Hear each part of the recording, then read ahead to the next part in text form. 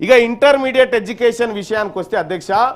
ఇప్పుడు ఇంకొక 2 రోజులు అయితే రిజల్ట్స్ వచ్చినాక చూడాలి 1 1 2 2 మొత్తం టీవీలలో మొత్తం ఇదే అడ్వర్టైజ్మెంట్ అధ్యక్షగా నేను ఒక మీడియా ఛానల్లో V6 అనే ఛానల్లో హెల్త్ అండ్ ఎడ్యుకేషన్ డిపార్ట్మెంట్ నేను చూసేది అధ్యక్ష ఆ ఎడ్యుకేషన్ డిపార్ట్మెంట్లో ఒకసారి నేను ఈ విద్యా సంస్థల ఉన్నది రిజల్ట్స్ వచ్చినాయంటే ఏదో మీడియా సమావేశం అంటే పోయిన అధ్యక్ష పోతే అక్కడ ఇంటర్మీడియట్లో ఆయనకి ఏదో స్టేట్ ఫస్ట్ ర్యాంక్ వచ్చిందని చెప్పి చూపించినారు అధ్యక్ష చూస్తే ఆడ అయిపోయిన తర్వాత ఇంకో ప్రెస్ మీట్ కవరేజ్ కోసం పోయిన అధ్యక్ష పోతే అది 10th క్లాస్ది 10th క్లాసు ఆ తర్వాత ఇంకొకటి కవర్ చేసిన అధ్యక్ష ఇట్లా ఒకటే ఫోటో 3 స్కూళ్ళలో కనిపించింది అధ్యక్ష నాకు ఏందా బాబు ఇది వాళ్ళ ఇంటర్మీడియట్ దాంట్లో లేదు ఈ పిల్లగాడు 10 మా దాంట్లో చదివిండు అని చెప్తున్నాడు ఆయన 7th వరకు మా దాంట్లో ఉండని ఇంకొక ఆయన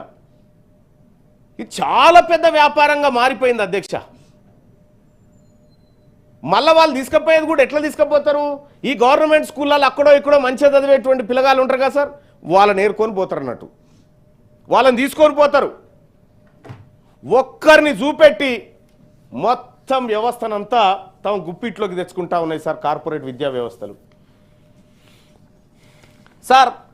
పోనీ ఈ దేశంలో ఇంటర్మీడియట్ విద్యలో గొప్ప పర్ఫార్మెన్స్ ఏమన్నా ఉందా అంటే అధ్యక్ష